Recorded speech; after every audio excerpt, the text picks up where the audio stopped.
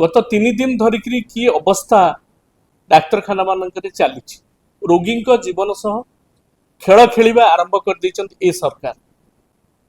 सबुठु गुरुत्वपूर्ण प्रसंग होची रोगी सेवा। कौन कौन हेइछि मु जानिबिनी से विषय रे मु आलोचना करिबिनी, किंतु टोटल विषय रे जदि आलोचना करिबा ओडिशा मेडिकल सर्विस एसोसिएशन ए नुआ करी ए दाबी उपस्थापित करिनांति। आम सरकार समय मु मध्य सूचना दउची जेतले प्रताप जेना मंत्री थिले से समय रे मध्य आमर डीएसीपी आमर 6, 12, 18, 24 यही फॉर्मेट रे गवर्नमेंट मंजूर करिथिले, किंतु सेंट्रल डीएसीपी रो जो डिमांडटा रही आवश्यकता रही बर्तमान डबल इंजिन सरकार चली। सरकार 2 वर्ष आसिकी अतिक्रम कले ए दाबी की पूरण करिवारे कोनोसी असुविधा नाही तांकर, किंतु ए दाबी पूरण करि नांती बरं सरकार निज जिद और अहंकार रे बसचंती।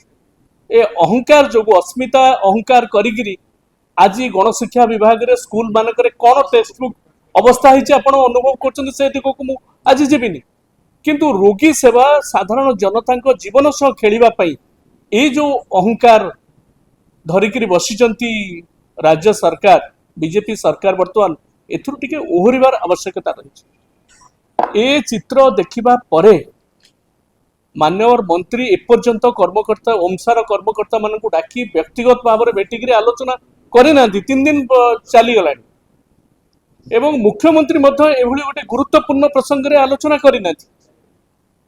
सेमानकर कौन गुरुत्वपूर्ण काम थाई पारे दिल्ली रे किंबा वर्तमान वर्ष पूर्ति चली उत्सव से व्यस्त थाई पारती 2 वर्ष पूर्ति चली से व्यस्त थाई पारती मानवर मंत्री एवं विभागीय अधिकारी माने, किंतु रोगी जीवन सह खेलिबा पई तांको केही अधिकार देइनी। एथुरु से माने ओहरिबार आवश्यकता रही। मु आज मन पकई दूची जेतेबेले जने डाक्तर को जने व्यक्ति लहुलुहान कर देथिले बाड़ी पिटिगिरी सेतेबेले डाक्तर मानको सुरक्षा पई नवीन पटनायक तुरंत असेंबली रे तांको किभଳି भाबरे सिक्युरिटी दिया जिवो ताकू लागू करथिले, नियम व्यवस्था करथिले। केवल सेतिकी नुहे इन्शुरांस दबाठू आरंभ करी तांकर जो आनुषंगिक दाबी गुड़िक थिला से गुड़िक प्राय पूरण करा जायथिला विगत सरकार समय।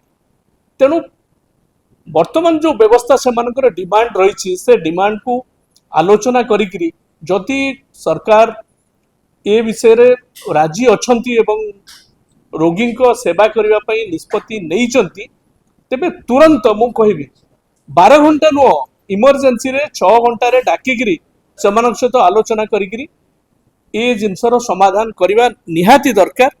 एवं मु कहबी जदि सरकार इते तत्पर अच्छी ये परिसंख्यान देवी भाई ये सूचना देले डाक्तर अवस्था ओडिशा रे कौन रही।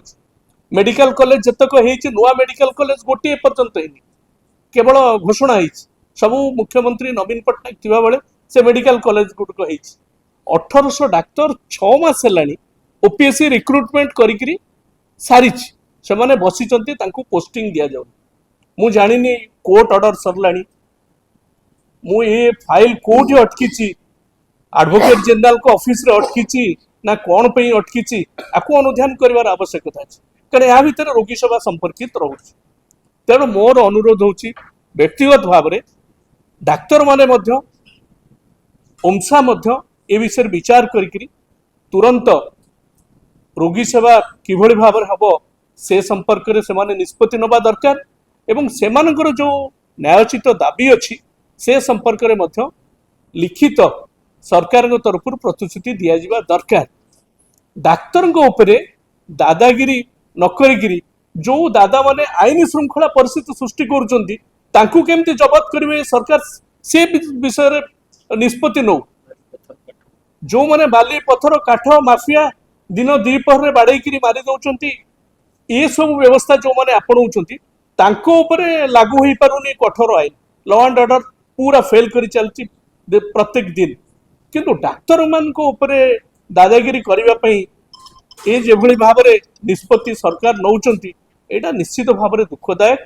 मोर अनुरोध सरकार निद भांगु माननीय मुख्यमंत्री आधार इंटरफियर करंतु एवं डाक्तर माने मध्य खूब शीघ्र ରୋଗୀ ସେବାରେ ଲାଗିକିରି ଏ ଯୋଉ ଅଚଳାବସ୍ଥା ସୃଷ୍ଟି ହେଇଛି ଓମସା ଏ ଦିଗରେ ମଧ୍ୟ ପଦକ୍ଷେପ ନେବା ଜରୁରୀ। जदि आपंक आम भिडी भल लगा तेब आम चैनल को लाइक शेयर सब्सक्राइब करने को जमा भी भूलु नहीं।